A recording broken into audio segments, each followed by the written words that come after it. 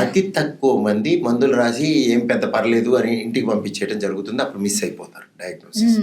అందుకే ఎంబీబీఎస్ చేశాక ఇవన్నీ చేయాలి. చాలా డిగ్రీల్లో ఎంబీబీఎస్ అయ్యాక ఎండి అయ్యాకనే సూపర్ స్పెషాలిటీ ఉంటుంది. ఎందుకంటే ఈ వైడ్ రేంజ్ నాలెడ్జ్ అవసరం. మీకు జనరల్ ఫిజిషియన్ అంటే ఇప్పుడు నేను కార్డియాలజిస్ట్ అవ్వాలి అంటే ఫస్ట్ ఫిజిషియన్ అవ్వాలి.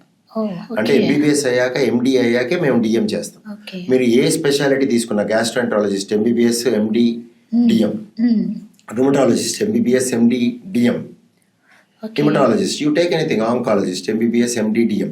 సో ఇవన్నీ ఎందుకు అంటే ఈ జనరల్ ఫిజిషియన్గా నువ్వు ఆ ముందు చూసే ఈ బ్రాడ్గా అందరినీ చూడటము, నీ మెచ్యూరిటీ పెరుగుతుంది, నీకు ఆలోచన విధానం శక్తి పెరుగుతుంది, నువ్వు పేషెంట్ని ట్యాకిల్ చేసే విధానం పెరుగుతుంది.